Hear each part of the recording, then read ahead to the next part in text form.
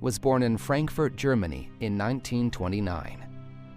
Following the Nazi rise to power and fearing their anti-Semitic policy, the Frank family emigrated to Amsterdam.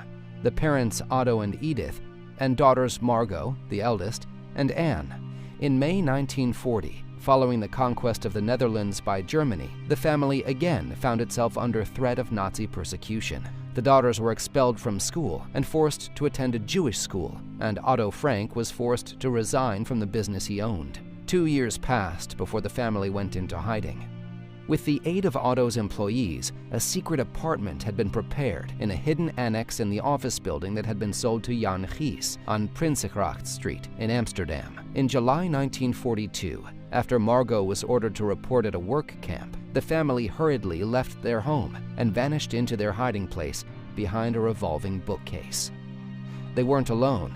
They were joined by the Van Pels family, Herman, August, 16-year-old Peter, and later Fritz Pfeffer.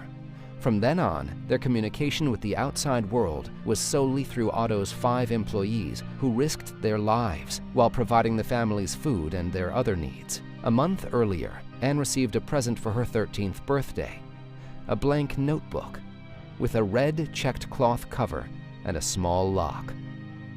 On June 12, 1942, she began to write in it. Less than a month later, on July 8th, 2 days before she went into hiding, she wrote to Kitty, as she called her diary. "Dearest Kitty, it seems like years since Sunday morning. So much has happened. It's as if the whole world had suddenly turned upside down. But as you can see, Kitty, I'm still alive. And that's the main thing, Father says." Anne made sure no one saw her writings, except for some stories she wrote and read to her 8 partners in hiding who shared their lives in the 4 hidden rooms. She had to share her room with Fritz Pfeffer, a middle-aged dentist, and she often felt that, despite being lucky, the walls were closing in on her. As time passed, tensions mounted between the tenants. In her diary, Anne speaks of life in hiding, describing those around her candidly, for good and for ill, as well as her relationship with Peter, to whom she grew closer, and Bep, the youngest of the liaisons. Faced with the restrictions of life in hiding, Anne described a turbulent inner world.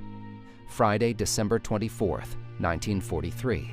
Dear Kitty, believe me, if you've been shut up for a year and a half, it can get to be too much for you sometimes, but feelings can't be ignored, no matter how unjust or ungrateful they seem. I long to ride a bike, dance, whistle, look at the world, feel young and know that I'm free, and yet I can't let it show.